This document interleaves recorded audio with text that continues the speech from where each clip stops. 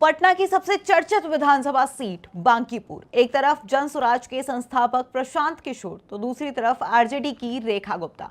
और बीजेपी ने मैदान में उतारे हैं एक ऐसा चेहरा जिसके पास नाम ना घर है, ना कोई करोड़ों की संपत्ति और ना ही कोई आपराधिक मामला। नाम है अभिषेक कुमार सिन्हा उर्फ अभिषेक बंटी।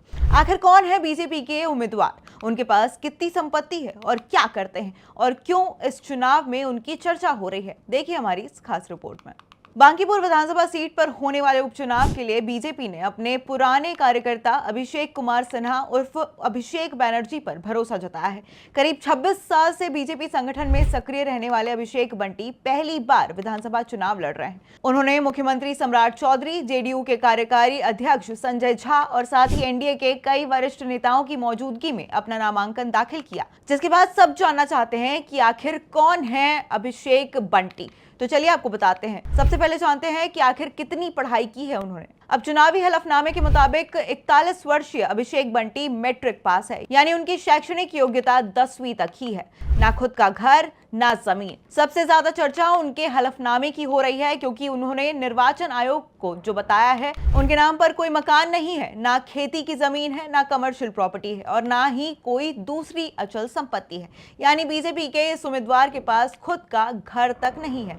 कितनी है कुल संपत्ति? अब हलफनामे के अनुसार अभिषेक बंटी की कुल संपत्ति लगभग 19,60,000 रुपए बताई गई है। इसमें करीब 11 ग्राम सोने की चेन और अंगूठी भी शामिल है। हलफनामे में उन्होंने बताया कि उनके पास 70,000 रुपए नकद है, जबकि बैंक खाते में करीब 29,000 रुपए है। लोन भी चल रहा है। अभिषेक बंटी ने यह भी बताया है कि उन पर 10 लाख रुपए का बैंक लोन भी है और ये लोन उन्होंने बैंक ऑफ महाराष्ट्र से लिया है। आखिर कमाई कितनी है?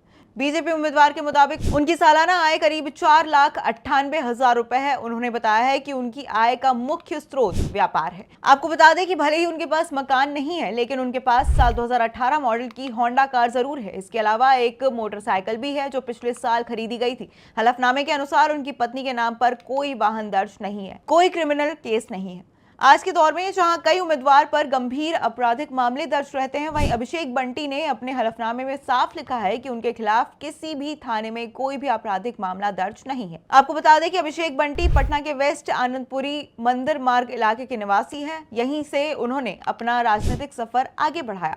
अब इस उपचुनाव में मुकाबला काफी ज्यादा रोचक माना जा रहा है। बीजेपी के अभिषेक बंटी के सामने जन स्वराज पार्टी के संस्थापक प्रशांत किशोर चुनाव लड़ रहे हैं, तो वहीं राष्ट्रीय जनता दल ने रेखा गुप्ता को उम्मीदवार बनाया है। इसके अलावा तेज प्रताप यादव ने भी अपनी पार्टी की ओर से वीणा मानवी को मैदान में उतारा है। आखिर क्यों हो रहे हैं उपचुनाव? आपको बता दें कि बांकीपुर सीट इसलिए खाली हुई क्योंकि यहाँ के विधायक रहे नितिन नवीन के राज्यसभा सदस्य बनने के बाद उन्होंने विधानसभा की सदस्यता से इस्तीफा दे दिया था और अब इस सीट पर इसलिए 30 जुलाई को मतदान होना है।